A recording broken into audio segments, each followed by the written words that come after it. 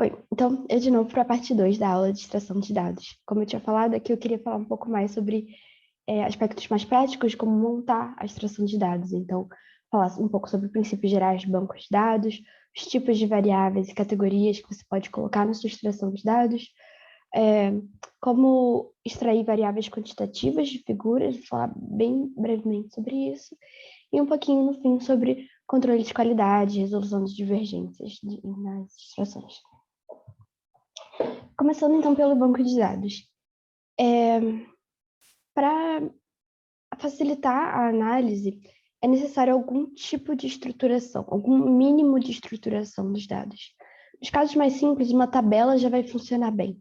Então, ao invés de ter, por exemplo, um arquivo de texto com as referências e aqui dizendo, né, se foi excluído ou incluído, qual figura, estruturar isso numa tabela bem simples, com uma coluna para referência, uma coluna para incluído ou excluído, e aqui, por exemplo, a gente tinha uma observação para justificar as exclusões, por exemplo. Então, aqui tem alguns modelos animais que a gente não estava interessado, ou alguns outros tipos de artigo, né, como artigos de modelo computacional, que também não iam entrar na nossa meta-análise. Esse seria o caso mais simples, o mínimo de estruturação já vai ajudar a gente a rapidamente depois conseguir quantificar e separar quais são os artigos incluídos, excluídos, por aí vai. Para montar uma tabela, o jeito mais simples, mais intuitivo de fazer isso é com que cada linha seja uma observação e cada coluna uma variável. Quanto mais informações você colocar dentro de uma mesma coluna, mais difícil vai ser a análise disso depois. Então, quanto mais você puder quebrar e individualizar cada coluna como uma variável independente, melhor. Em alguns casos, pode ser interessante ter um nível a mais de estruturação.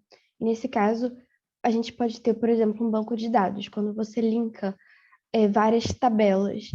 Então, como um exemplo aqui no caso de revisões sistemáticas e meta-análise, a gente pode ter, no mínimo, informações a nível de artigo e a nível de resultado.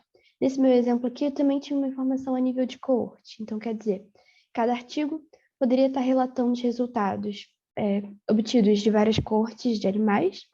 Cada coorte podia estar resultando em está sendo medida várias vezes e com isso tendo vários resultados, várias comparações associadas a ela.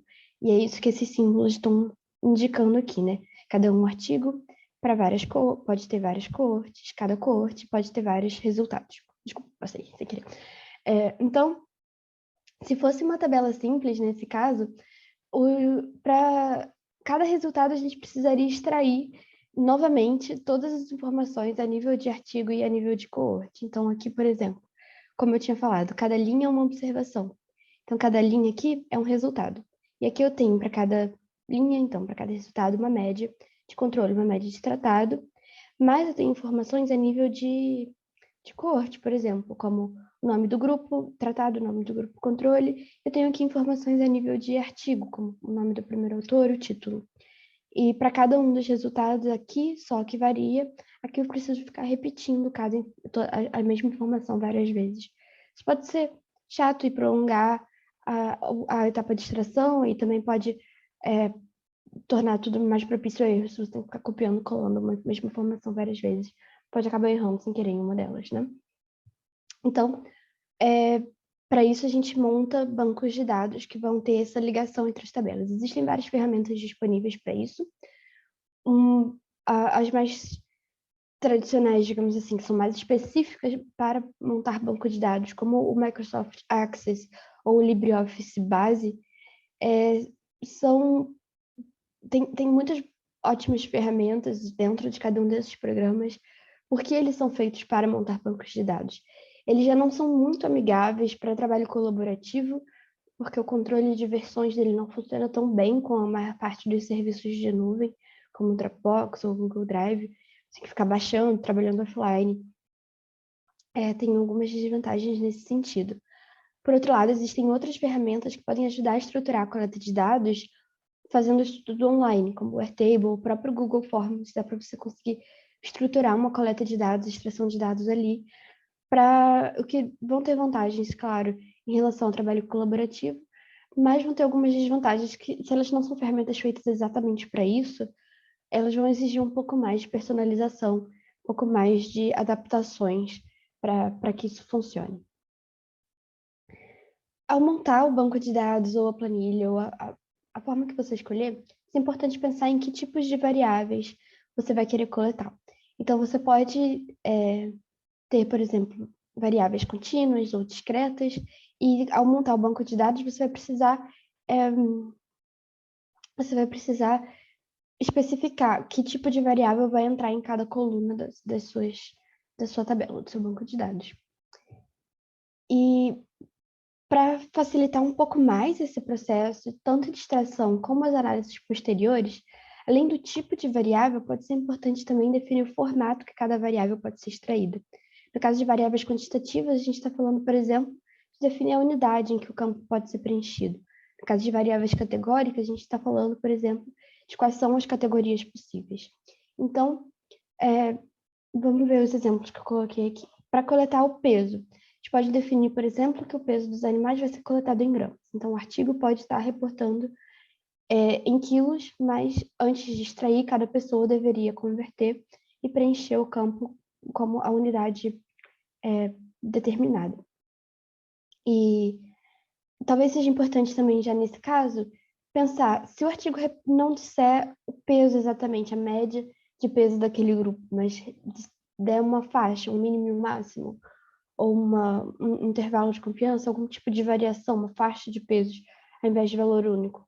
Pode ser importante, já nessa etapa de montar o banco de dados, também pensar em que regras, o que você vai coletar nesse caso, né? Você quer coletar o ponto médio, você quer coletar o mínimo, o máximo? Conservador, digamos assim, você vai querer ser com essa variável ou com cada uma delas. Um outro exemplo que pode ser um pouco mais difícil de determinar a unidade é a dose, dependendo de quão variáveis são os experimentos que você está incluindo, a dose pode não ter uma unidade tão óbvia que vai valer para todos os experimentos. Então, nesse caso, ao invés de padronizar, você pode ter um campo numérico para dose, enquanto variável quantitativa, e um outro campo como para descrever a unidade. No caso de variáveis categóricas, por exemplo, se a gente está falando de sexo, ter um número limitado de categorias já deve ser suficiente, machos, fêmeas, ambos ou não informado.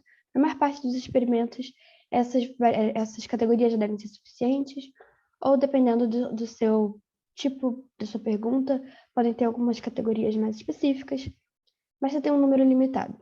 Outros casos, por exemplo, linhagens, talvez não existe um número tão definido assim de opções, aí vai depender um pouco de como foi o seu critério de inclusão.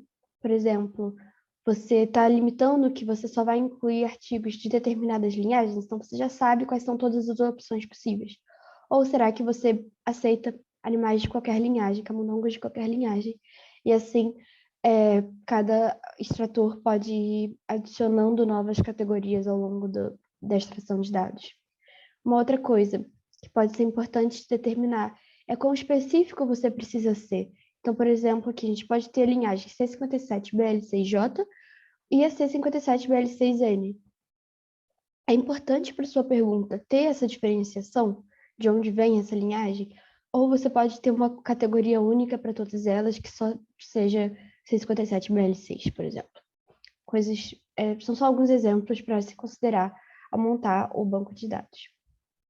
Bom, uma vez o banco de dados estando montado, a gente começa a extrair. Um ponto que deve ser particularmente difícil de extrair é quando a gente precisa obter dados das figuras, né? Ou seja, os artigos podem não dar, ou comumente eles não dão tamanho de efeito diretamente descrito no texto, mas eles também podem nem dar os valores de médias ou de erro de cada grupo no texto, e você vai precisar pegar isso da figura. Existem várias ferramentas para fazer isso. Aqui eu gosto de usar a GSys, que eu vou mostrar aqui, mas o princípio de cada uma delas é o mesmo, quer dizer, você tem alguma ferramenta no computador de medir o tamanho da barra, você diz aqui começa no 0, aqui termina no 100, você marca um ponto e o programa vai te dizer, esse daqui é um ponto de 73, não sei o quê, e por aí vai. E é o mesmo para as barras de erro. Isso pode ser simples em alguns casos, como esses de gráficos de barras. Isso pode começar a ficar um pouco mais difícil em alguns outros tipos de gráficos. Então, aqui, por exemplo, isso daqui não é nem erro, nem desvio padrão, porque as barras são assimétricas. Então, dependendo de que medida de tamanho de efeito você vai usar, talvez não seja possível extrair a informação daqui, ou talvez você precise ter uma etapa a mais de extrair, calcular e um valor para depois calcular o tamanho de efeito em si. Outros gráficos deixam mais difíceis saber, por exemplo, que os grupos estão meio sobrepostos aqui, né? Então, você não sabe se, pelo gráfico, esse grupo de 0 horas, digamos assim, um controle, é o mesmo grupo para todos ou não. Como algumas barras de erro são tão pequenas, você também pode ter dúvida se aqui você não está enxergando as barras porque elas são tão pequenas, ou foi normalizado de forma que não tenha barra de erro, que todos os valores foram normalizados para 100% do controle. Também pode acontecer, de alguns casos, você ter as barras se sobrepondo, e aqui você fica difícil de identificar qual é a barra de erro de qual linha, de qual ponto, de qual média você está falando aqui. Claro que quando tem cores, facilita um pouco, apesar de aqui ainda não está muito claro. Às vezes dá para distinguir um pouco pela própria simetria, mas aí se você tem algum tipo de medida que não é simétrica, dificulta de novo. Nem sempre isso vai ser tão óbvio ou intuitivo, mas existem soluções para cada um desses casos, e o mais importante é ter um treinamento com todo mundo do grupo para que isso seja sempre feito de forma padronizada. Entrando nesse ponto, então, de padronizar a extração de dados é uma forma de controle de qualidade. Então, o que seria talvez o ideal é fazer todas as etapas em duplicado, ou seja, ter 2 pessoas ou até mais repetindo a mesma coleta de dados, repetindo a mesma extração e resolvendo qualquer divergência que surja até que se chegue num comum acordo, num consenso. Porém, a extração de dados deve ser uma etapa bastante longa para a maior parte dos projetos. Então, dependendo do tamanho total do projeto, da revisão sistemática da sua meta-análise, realizar em duplicata pode ser inviável. Então, algumas alternativas podem ser pensadas de como ainda manter algum nível de controle de qualidade desses dados que estão sendo gerados, coletados nessa etapa, né? Uma primeira alternativa é ter duplas fazendo a extração de parte dos artigos ou de parte dos experimentos, de forma que você possa avaliar a concordância entre os extratores nesse pedaço, e com isso assumir que se a concordância for boa o suficiente, você pode extrapolar isso para todo o resto do conjunto de dados. Um outro ponto que pode ser importante é ter um treinamento através de um piloto, então todo mundo extrai o mesmo conjunto de dados, mas ainda sem que esses dados entrem de fato para extração para o conjunto final, né? Mais como um treinamento, uma etapa em que você pode tirar dúvidas e ir ajustando determinados critérios, como você considera uma categoria ou outra, como você interpreta um gráfico ou outro, por aí vai. Uma outra opção de controle de ajudar, né, nesse controle de qualidade é desenvolver um bom manual de instruções, ou seja, ter um arquivo que sirva como um guia geral do que deve ser extraído, como lidar com determinadas situações, e o próprio formato que você definir para sua extração de dados, como você estrutura o banco de dados, como você estrutura a planilha, você pode colocar limites. Então, se uma categoria é quantitativa, você pode colocar quantas casas decimais no máximo você pode ter, e com isso vai ajudar a que todos os dados sejam extraídos de forma mais ou menos padronizada, né? Essas alternativas, é claro, não são totalmente exclusivas, pode ir somando e assim adicionando um pouco um controle de qualidade ao longo da extração de todo o processo de extração de dados. Bom, eu coloquei aqui um exemplo do manual de instruções e o que seria talvez interessante e importante de incluir nesses manuais. O que eu, pelo menos na minha opinião, ter uma descrição de de que são essas variáveis. Para cada nome, às vezes no banco de dados você não consegue colocar o nome inteiro da variável, ter uma descrição é importante. Descrever que tipo de unidade ou que tipo de categoria você está falando aqui, de uma variável numérica, no máximo 3 casas decimais, ou um numérico inteiro. Então, você limita como esse campo pode ser preenchido, isso ajuda a padronizar entre as várias pessoas e ajuda a identificar. Se você, por acaso, preencheu uma coisa errada, o próprio banco de dados vai identificar e falar, não, não é possível colocar um número aqui, ou não é possível colocar um texto nesse campo, e já o próprio instrutor consegue corrigir na mesma hora. Também pode ser interessante incluir no manual de instruções alguns exemplos ou algumas instruções para alguns casos que possam ser ambíguos, ou dúvidas que possam ser frequentes, que possam ter surgido frequentemente no treinamento ou no piloto. Então, por exemplo, aqui quando a gente fala de N, de tamanho amostral, talvez o artigo não tenha o número exato de cada grupo, e aqui a gente determinou que o menor valor, como uma forma mais conservadora de ser ele dígitos, ou de 3 a 6 animais para cada grupo, a gente vai considerar que ele colocou 3 animais em cada grupo. E assim seguir adiante, de forma padronizada, todo mundo vai interpretar esse 3 a 6 animais da mesma forma, né? E, bom, alguns casos ainda podem, podem ter alguns artigos em que alguns dados não são encontrados. E aqui você vai ter uma escolha, assim. O quão importante é esse dado e qual o total de dados ausentes são informações importantes de considerar no balanço de se vale a pena ou não ir atrás desse dado, seja ir atrás da referência que o artigo cita, seja ir atrás de procurar escrever para os autores para tentar obter essa informação. Vai variar, não existe uma regra fixa em relação a isso. Na minha experiência com revisão sistemática, especificamente meta-análise, mais ou menos metade dos autores responderam quando eu questionei coisas muito simples, como o próprio N exato de cada grupo, para eu não ter que fazer assumir coisas sobre o grupo que eu não sei, podia perguntar diretamente para os autores. Mas em outros casos em que a gente pediu informações mais detalhadas de protocolo, a taxa de resposta já foi bem menor.